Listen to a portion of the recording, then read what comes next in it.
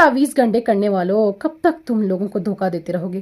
کب تک تم اللہ کے نام پر جادو اور شرک بیچتے رہو گے؟ شرم تم کو مگر آتی نہیں۔ قرآن مجید میں سورۃ البقرہ آیت نمبر 102 میں اللہ تعالیٰ نے فرمایا، اور وہ لوگ سیکھتے ہیں وہ چیز جو انہیں نقصان پہنچاتی ہے اور نفع نہیں دیتی۔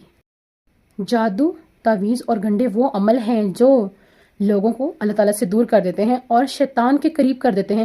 اگر تمہیں واقعی کسی کے لیے کچھ کرنا ہے نا تو دعا کرو، صدقہ کرو، قرآن پاک پڑھو، خاص طور پہ سورۃ البقرہ پڑھو، نہ کہ انسان کو شیطان کے راستے پہ چلاؤ اور اللہ سے دور کرو۔ یاد رکھو، تعویذوں سے، گنڈوں سے آپ کو وقتی سکون تو مل سکتا ہے، لیکن مسلمان جو ہے نا، اس کا ایمان ہمیشہ کے لیے خطرے میں پڑ جاتا ہے۔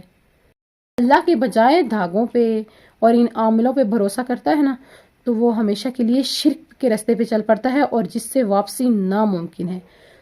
ٹھیک ہے، اگر اللہ تعالیٰ کی مدد ہونا تو پھر تو انسان کامیاب ہے، اور اگر اللہ تعالیٰ کی مدد نہ ہو تو میں کہتی ہوں ساری دنیا کے تعویذ، دھاگے، ایون بابے بھی اگر آپ گلے میں لٹکا دیں گے نا تو تب بھی نا آپ کو شفا نہیں مل سکتی۔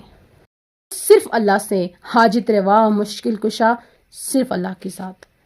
جزاک اللہ خیر، اور خود کو بچائیں۔ یقین کریں ہمارے معاشرے میں نا یہ بہت زیادہ ضلالت بن گئی ہے، اور اپنے پیسوں کو بھی بچائیں اور خود کو بھی بچائیں اور ان جعلی عاملوں سے بچیں۔ جزاک اللہ خیر، ہنستے رہیں، مسکراتے رہیں۔